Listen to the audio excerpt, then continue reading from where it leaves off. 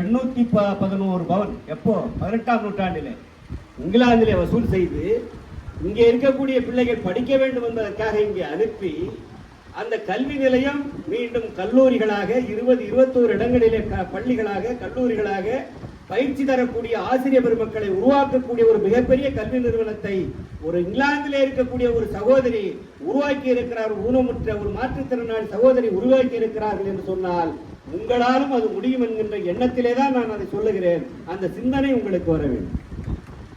அன்பு சகோதரர்களே, இன்னொரு செய்தியையும் நான் சொல்லுகிறேன். அமெரிக்காவிலே ஹார்வர்ட் பல்கலைக்கழகம் என்று சொல்லி ஒரு பல்கலைக்கழகம் இருக்கிறது. அந்த பல்கலைக்கழகத்திற்கு ஒரு தம்பதியர் செல்லுகிறார்கள். கணவனும் மனைவி வயதானவர். அவர் சென்று அந்த வைஸ் சான்சலரை சென்று பார்க்க செல்லுகிறார். முதல் நாள் இவர்களை பார்த்ததும் எளிமையானவர்கள், அவரை பார்க்க வேணாம் வெளியில் அனுப்பிச்சிருக்கேன்னு சொல்லி அனுப்பிட்டுறாங்க. உள்ளார விடல. 2வது நாளும் போறாங்க. அந்த விசிக்கு தகவல் கொடுக்குறாங்க. சரி வர சொல்லுங்கன்ற. இவங்க போய் எழுத்தாப்புல உட்காடுறாங்க. எனக்கு வேற வேற வேலை இருக்கு, வந்த விஷயத்தை சொல்லிட்டு உடனே கிளம்புங்கன்னு சொல்லி அவரு விசி சொல்றார்.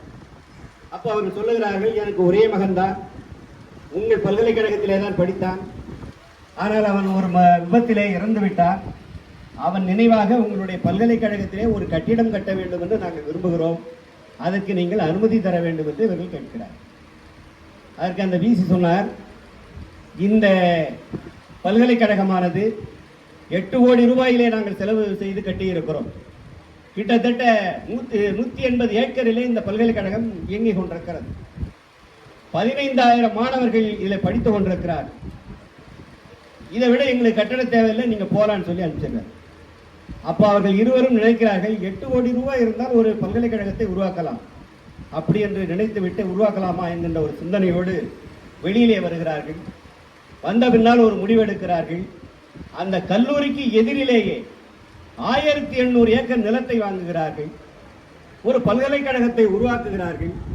ஸ்டான்போர்ட் பல்கலைக்கழகம் என்று சொல்லி ஒரு பல்கலைக்கழகத்தை உருவாக்குகிறார்கள். அதிலே 25,000 மாணவர்கள் அதிலே படிக்கிறார்கள். இது வயதான முதியவர்கள். எண்ணி பாருங்கள், ஒரு கல்விக்காக எந்த அளவிற்கு தன்னை உருவாக்கி கொண்டு தன்னுடைய சிந்தனையை தன்னுடைய மகனுடைய நினைவாக அவர்கள் வளர்ந்திருக்கிறார்கள் என்பதை நீங்கள் எண்ணி பார்க்க வேண்டும். அதோடு இன்னொன்றையும் நான் சொல்லுகிறேன். அரியலூர் மாவட்டம் நான் பிறந்தது. செந்துறை ஒன்றியம் என்னுடைய சொந்த ஒன்றியம். அந்த ஒன்றியத்திலே மருவத்தூர் என்கின்ற ஒரு கிராமம்.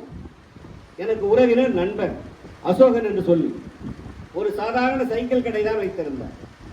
அவருடைய மகன் அந்த ஊரிலேயே ஒரு சத்துணவு பள்ளி 6ஆம் வகுப்பு வரையிலே அரசு பள்ளி அதிலே படித்தார். பக்கத்திலே இருக்கக்கூடிய பொன்பற்பி என்ற ஒரு கிராமம். அந்த கிராமத்திலே 12ஆம் வகுப்பு வரையிலே படித்தார். அதுவும் அரசு பள்ளி தான். சாதாரண ஒரு பெரிய பிரில்லியன்ட் ஸ்டூடெண்ட் என்று சொல்ல முடியாது. ஒரு சாதாரண படிப்பு, ஒரு மிடில் படிப்பு தான். அவர் அதன் பிறகு வேளாண்மை கல்லூரியிலே சேர்கிறார் லால்குடியிலே. அதை முடித்துவிட்டு MBA படிக்கிறார். அதை முடித்துவிட்டு சங்கர் அகாடமியிலே IAS தேர்வுக்கு பயிற்சி எடுக்கிறார். பயிற்சி எடுத்து அதிலே வெற்றி பெறுகிறார். வெற்றி பெற்று தேர்வு பெற்று முசோரியிலே பணியாற்றுகிறார். கோவாவிலே அதன் பிறகு ஆணையராக பணியாற்றுகிறார். காரைக்காலிலே அந்த மாவட்டத்தினுடைய ஆட்சியராக பணியாற்றுகிறார். இன்றைக்கு உங்கள் பாண்டிச்சேரியிலே மாவட்ட ஆட்சியராக குலோத்துங்கன் என்று சொல்லக்கூடியவர் பணியாற்றி கொண்டிருக்கிறாரே, அவர்தான் நான் சொன்ன அந்த இளைஞர்.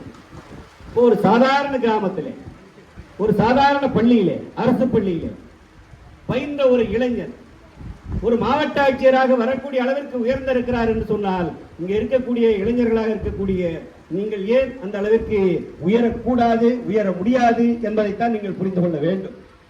BA படித்து விட்டோம் பெரிய படிப்பு, MA படித்து விட்டோம் பெரிய படிப்பு என்று நினைத்து விட்டீர்களே, ஆனால் உங்களுடைய எல்லை அதோடு முடிந்து விடுகிறது.